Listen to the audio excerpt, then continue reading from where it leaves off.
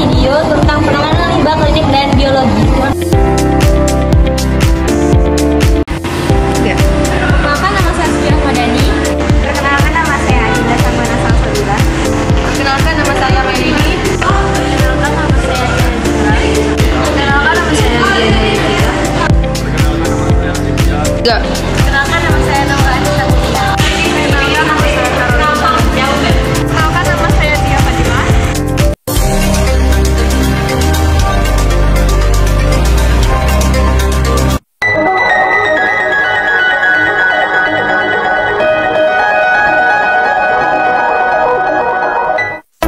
Inilah kondisi limbah medis yang masih menjadi permasalahan di sekitar kita. Semakin banyaknya kasus-kasus pembuangan limbah medis dari Fasiankes dan lingkungan sekitar menjadi potensi bagi oknum yang menyalahgunakan limbah medis untuk diperjualbelikan kembali. Pengelolaan yang belum maksimal karena terbatasnya unit pengelolaan sesuai peraturan tampak kontradiktif dengan semakin meningkatnya timbulan limbah medis, terlebih di masa pandemi COVID-19 saat ini, di mana jumlah limbah medis dari fasilitas layanan kesehatan semakin bertambah. Limbah medis yang bersumber dari rumah sakit, puskesmas, klinik, laboratorium, dan Fasiankes lainnya dapat juga dibedakan sesuai karakteristiknya, seperti limbah infeksius, benda tajam, patologis, bahan kimia kadaluarsa, tumpahan atau sisa kemasan, farmasi, sitotoksis, dan lain sebagainya.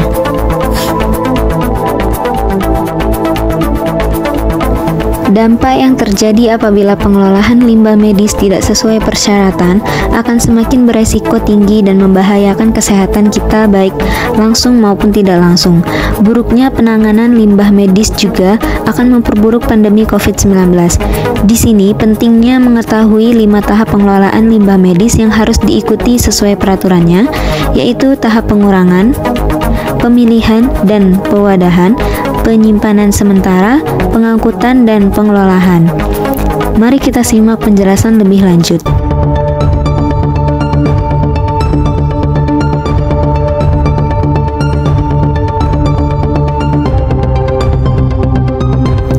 Di tahap paling awal yaitu pengurangan, terdapat beberapa aktivitas penting yang perlu dilakukan, yaitu menghindari penggunaan material yang mengandung bahan berbahaya dan beracun, mengelola dengan baik setiap material yang berpotensi mengganggu kesehatan dan pencemaran lingkungan, memisahkan aliran limbah sesuai jenis, kelompok, dan karakternya, mengelola dengan baik setiap bahan kimia dari farmasi sesuai tanggal kadaluarsa untuk mencegah penumpukan, serta melakukan pencegahan dan perawatan sesuai jadwal.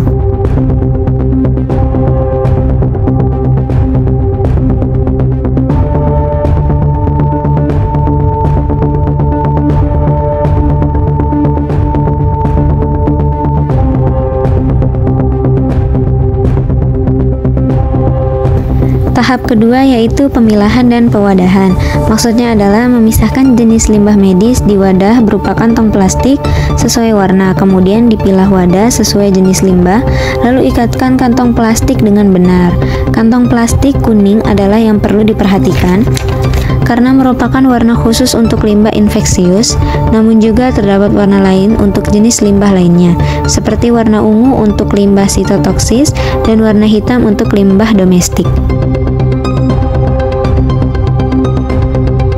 Selain itu, dilakukan juga pemilahan pelabot untuk didaur ulang di bank sampah.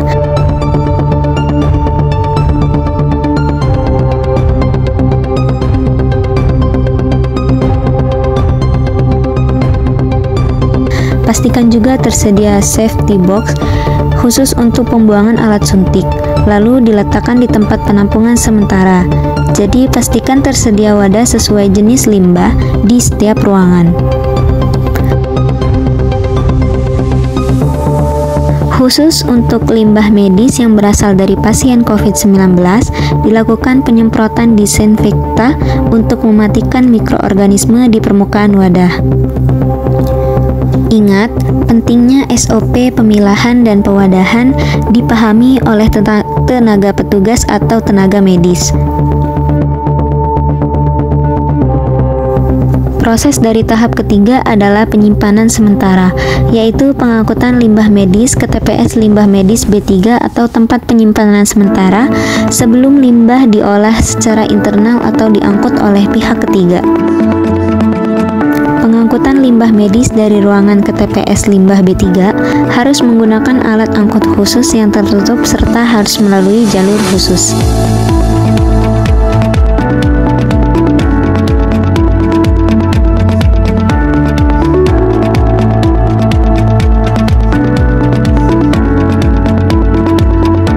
Selain itu, tenaga medis juga harus mematuhi protokol kesehatan, termasuk menggunakan APD saat melakukan pengangkutan. Ingatlah untuk selalu disiplin dan teratur dalam pencatatan timbulan atau volume limbah medis seperti manifest atau manifest elektronik.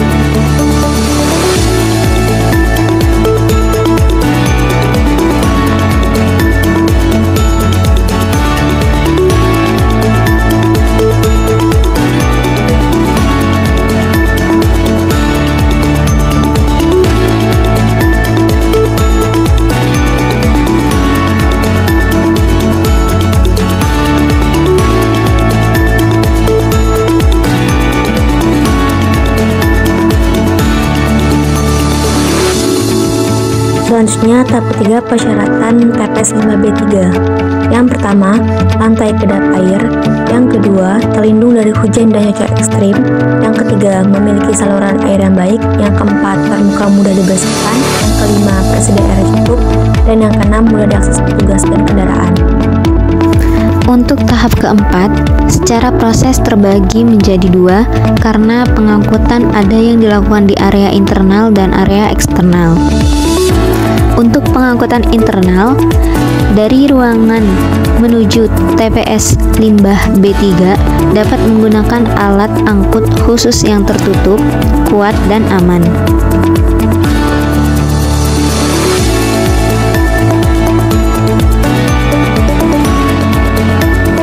Tahap keempat berikutnya adalah pengangkutan eksternal, di mana limbah medis akan diangkat dengan menggunakan alat angkut roda 4 atau roda 3 karena tidak semua pasienkes mempunyai fasilitas pengolahan limbah medis. Maka pasienkes akan menyerahkan urusan limbah medis ke pihak ketiga yang sudah berizin. Penggunaan alat angkut roda 4 harus memiliki izin dari Kementerian Perhubungan, sedangkan untuk roda 3 cukup dari kabupaten atau kota.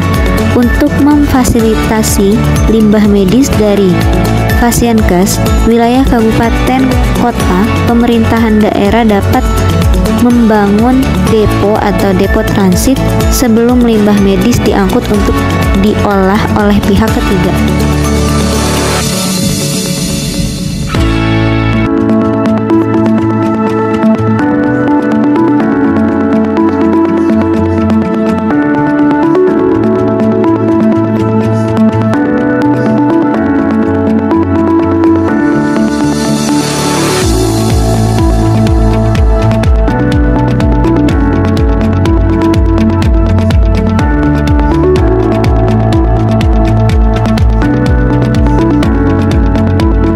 Demikian praktik pengelolaan limbah klinik dan biologis dari kelompok 3. Kami akhiri, wabillahi taufiq wal hidayah. Wassalamualaikum warahmatullahi wabarakatuh. Terima kasih.